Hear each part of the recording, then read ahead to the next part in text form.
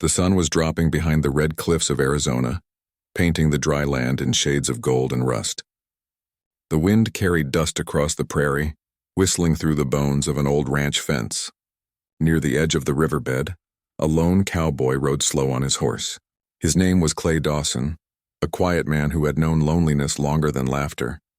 He had spent most of his years mending fences, taming wild horses, and talking only to his dog in the wind. He wasn't searching for anyone that evening, but fate had a way of finding those who stopped looking. Clay was headed home when he saw buzzards circling low over the brush near the creek. He frowned, kicked his horse gently, and turned toward it. Buzzards usually meant something dead, but sometimes they came too early. When he reached the spot, he saw something lying half in the mud. Not a deer, not a man, but a woman. She was young and thin, her dark hair tangled and wet with river water. Her skin was the copper tone of the Apache people, and her dress was torn like she had been dragged through thorns. Her eyes were closed and her lips were cracked. Clay jumped off his horse and knelt beside her. He touched her wrist and for a second thought she was gone. Then he felt a weak pulse. "Easy now," he whispered, pouring a little water from his canteen onto her lips. "You're still breathing. That's something." Her eyelids fluttered open for a moment. She looked at him, her eyes dark and full of fear, and then slipped back into unconsciousness. Clay didn't think twice. He lifted her into his arms and set her across his saddle, wrapping his coat around her. His horse snorted but obeyed as Clay climbed up and headed for his cabin 10 miles away. By the time he reached home, night had fallen. The small cabin sat at the edge of the pine hills, smoke from the chimney already fading. Clay laid the woman on his bed, lit a lamp, and started a fire in the stove. He boiled water, tore a clean shirt into strips, and began tending her wounds. Her leg was swollen and bruised, her feet covered in cuts, and a long scrape ran down her arm. She had been through something terrible. When he washed her face, he saw she was beautiful even in her suffering. Delicate cheekbones, long lashes, and soft lips that trembled with every breath. But Clay pushed the thought aside. She was hurt, scared, and half-starved. What mattered now was keeping her alive. He sat by her through the night, feeding her spoonfuls of warm broth every few hours. Sometimes she whispered in her sleep, words in Apache he couldn't understand. Once she said something like "ama," which he guessed meant mother. Her face tightened as if she saw bad dreams. In the morning, when the first light touched the cabin walls, she opened her eyes again. This time she stayed awake. She looked at him with confusion, trying to sit up, but Clay stopped her gently. "You're safe here," he said softly. "You were half dead by the river. I brought you home." The woman stared at him, then looked around the small room, the wooden walls, the fire, the cowboy hat hanging by the door. Her lips moved, and she spoke in broken English. "You saved me?" Clay nodded. "That's right. Name's Clay Dawson." She hesitated. "I am Naya," she said slowly. "From Apache village near Black Rock." Clay gave a small nod. "You're a long way from there." She lowered her eyes, her voice trembling. "My people, gone. Soldiers came. Fire, bullets." Her hands shook as she tried to remember. "I run. They follow, I hide. Then fall into river. Water carry me." Clay's jaw tightened. He had seen what happened to Apache camps when soldiers came through. He didn't ask for more. "You need rest, Naya. You're safe now." Over the next few days, she grew stronger. Clay hunted rabbits, made soup, and gave her his own blanket to keep warm. Naya helped as soon as she could stand. She swept the floor, fixed his torn shirt, and thanked him in her soft voice. Sometimes she smiled shyly, and something inside Clay began to wake, a warmth he hadn't felt in years. They talked in the evenings. Naya told him about her village, her family, and her mother, who used to braid her hair by the fire. She said she had always believed that every act of kindness must be returned with honor, no matter how small. Clay listened quietly. He had never known anyone like her, proud but gentle, carrying a calm strength in her eyes. One evening, while they sat outside watching the sunset, 2 Apache riders appeared on the trail. Clay tensed, hand near his rifle, but Naya rose to her feet quickly. "My people," she said, her voice shaking. The riders dismounted. One was an older man with gray hair and sharp eyes. He looked at Clay, then at Naya, and said something in their language. Naya answered quickly. The man listened, his expression unreadable, and then stepped forward. "You are the man who saved her?" he asked in slow English. Clay nodded. I just did what anyone would have done. The man's face softened slightly. I am her uncle, chief of what remains of our band. You have done honor to her and to us. But you must know our law, Clay frowned. Law. The chief looked between them. When a man saves the life of a woman of our blood and no blood kin can repay it, the debt is sealed through union. She becomes his wife, by our custom. Clay blinked, taken by surprise. I didn't do it for any reward. I just wanted her safe. The chief shook his head. Our ways are old. If you refuse, her spirit will not be in peace. She owes her life only and must belong to the man who gave it back. Naya's face turned red. She looked down, her fingers trembling around the edge of her shawl. It is true, she whispered. Our law says so. Clay stood silent for a long moment. He had never thought of marriage again after losing his first love years ago to fever. The cabin had been quiet ever since. He didn't know what to say. Finally, he looked at her. Naya, is that what you want? She lifted her eyes slowly. I do not want to shame my people. But also, you are kind. You give me life again. I will follow what my heart and law say. The chief nodded solemnly. Then tomorrow the sun will see you bound as one. That night Clay couldn't sleep. He sat by the dying fire, his thoughts heavy. He hadn't asked for this. But when he remembered her frail form in his arms that night by the river, and the way she smiled now with shy gratitude, something stirred deep inside him. Maybe the same courage that once made him face storms alone. In the morning, the Apache chief returned with a small group of riders. Naya wore a clean white dress made from woven cloth that had been kept safe by her uncle. She looked nervous but calm, her long hair tied with red ribbon. Clay had washed his face, trimmed his beard, and wore his best shirt, though his hands shook slightly. The ceremony was simple. The chief placed their hands together, spoke words in his language, and tied a thin leather cord around their wrists.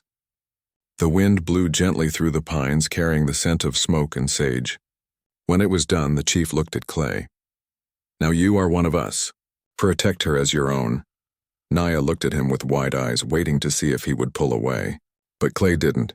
He smiled a little, awkward but true. I reckon I'll do my best, he said quietly. When the riders left, the two stood in silence before the cabin.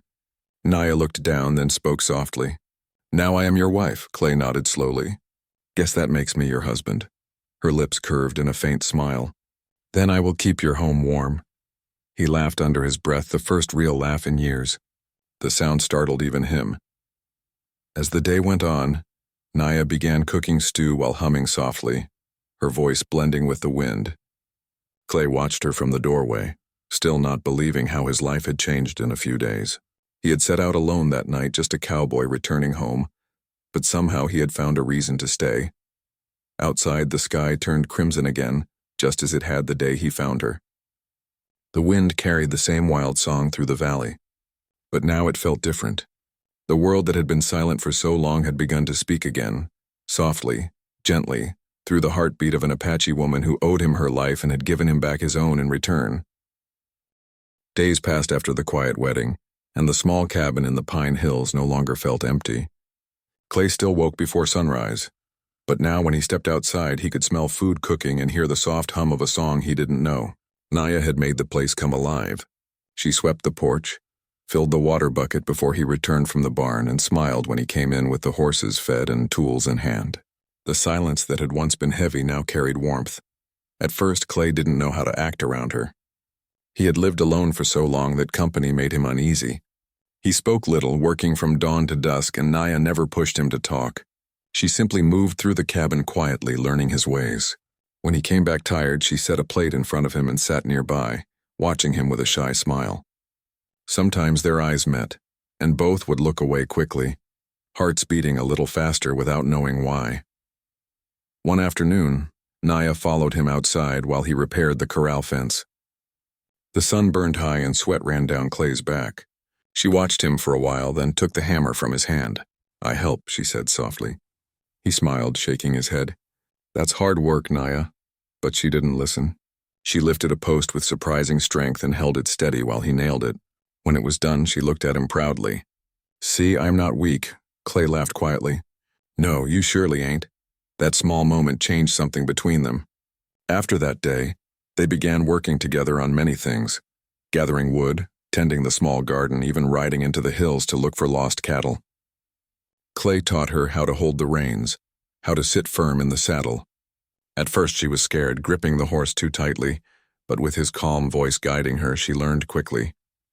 When she finally rode across the open field on her own, her laughter echoed across the hills.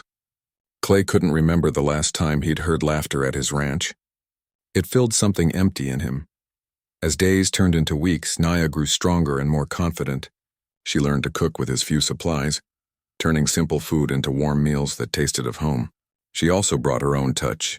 Herbs from the forest, dried berries, and songs she hummed while working. The cabin began to smell of wildflowers and fresh bread. At night she sat by the fire sewing, while Clay carved wooden figures to keep his hands busy. Sometimes she'd tell him stories from her tribe, of spirits who lived in the wind and mountains, of brave women who healed the wounded and tamed wild horses. Clay listened with quiet respect, never mocking what he didn't understand. One evening, a storm rolled across the land. Thunder rumbled in the distance and rain began to fall hard against the roof. Clay stood outside to tie the horses, but lightning flashed too close and Naya ran out barefoot to help him. "Get inside," he shouted over the wind, but she shook her head. "You come too." Together they pulled the last rope tight and rushed inside, soaked through. They stood by the fire, breathing hard, water dripping from their clothes. Clay looked at her, her wet hair clinging to her face, eyes shining in the firelight. Something deep stirred in his chest, and not just gratitude, but admiration. "You didn't have to come out," he said. "You are my husband," she answered simply. "When thunder comes, we stand together." Her words hit him harder than any storm could. He nodded slowly, unable to say anything else. The night grew cold and she handed him a blanket, sitting close by the fire. The warmth between them grew stronger than the flames. Over time, they found comfort in small things. Naya made him a small pouch of beads and a symbol of protection in her culture, and asked him to keep it near his heart. Clay, in turn, carved her a tiny wooden horse, smooth and polished. "So you remember the first ride," he said with a shy smile. She held it close, as if it were gold. One morning, while Clay was fixing the roof, he noticed smoke far off in the valley. When he rode to check, he found wagon tracks and ashes where someone had camped. He also saw the remains of what looked like burned tents, Apache ones. His heart sank. He knew what it meant. Soldiers had passed through again. He returned home faster than ever. "Pack your things," he told Naya quickly. "There may be trouble. Soldiers are nearby." She looked afraid. "They will hurt us?" "I won't let them," he said firmly. "But we'll be safer up in the hills." They took only what they could carry: food, blankets, his rifle, and her small bag of beads. They rode deep into the mountains, finding shelter in a hidden cave. For 2 days they stayed there, hearing distant gunfire and shouts echo through the valley. Clay kept watch, holding his rifle tight, while Naya prayed softly beside him. He wasn't a man of faith, but hearing her quiet voice made him feel they weren't alone. When the noise finally faded, they returned to find the cabin untouched, but the nearby fields trampled by horses. Smoke still hung in the air. Clay stood silently, jaw tight. "It never ends," he muttered. Naya placed her hand on his arm. "You gave me peace when I had none," she said gently. "Now I give you strength. We rebuild," and they did. Together, they cleared the field, fixed the fence, and planted again. It was hard work, but side by side it didn't feel hopeless. The land healed slowly, just as they had. Months passed, and the seasons changed.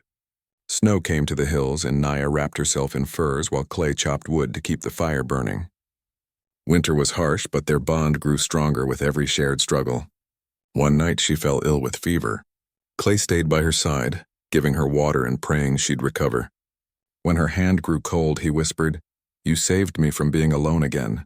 Please don't leave me now." She opened her eyes weakly and smiled. "You once carried me from death. I will not leave you." She survived, and when spring came, the valley bloomed with wildflowers. Clay built her a small garden beside the cabin, planting seeds she had found in the hills. "Now this is your land too," he told her. She looked at the growing green plants, tears in her eyes. "Our land," she whispered. One day, the Apache chief, her uncle, returned with a few riders. He looked older, wearier. He greeted Clay with respect. "You kept your promise. She lives and smiles again. You have done right by her and by our people." Clay nodded, feeling humbled. The chief placed his hand on Clay's shoulder. The world changes, but honor does not. You are welcome among us. When they left, Naya stood beside her husband and watched the riders disappear into the distance. I once thought my home was gone forever, she said softly. But maybe home is not a place. Maybe it is a heart that stays. Clay looked at her and smiled. Then I guess you've built one right here. As years passed, they became known in the nearby town as the quiet couple from the hills. Folks said the cowboy who once lived alone now had a wife who could calm storms and heal wounds with her songs. Some didn't understand their bond, but those who saw them together never questioned it. She walked beside him when he rode to trade supplies, and he always introduced her proudly as my Naya. They never spoke much about the night by the river when he first found her, but both remembered it silently. It was the night two lost souls met, one running from pain, the other from loneliness. And together, they found peace neither had known before. Years later, when the hills turned gold again in autumn, Clay sat outside the cabin, watching the sunset with Naya by his side. He reached for her hand, rough and warm, and said softly, "You know, I used to think saving you was the best thing I ever did." She smiled. "It was not saving, Clay, it was meeting." He chuckled. "Yeah, maybe it was." The wind whispered through the grass, carrying their laughter down the valley. The same land that had seen struggle and sorrow now held their love, quiet and lasting, like the mountains around them, strong and unmoving. And though the world beyond changed, towns growing, new faces coming, the story of the cowboy and the Apache woman lived on in the whispers of the prairie. People said she had been dying when he found her, but in truth it was he who had been dying inside. She had given him life again, not with medicine or magic, but with warmth, courage, and a love that belonged to no one else but them. Under the endless Wild West sky, they built a world of their own, a home born from mercy, sealed by fate and strengthened by love that outlived every storm.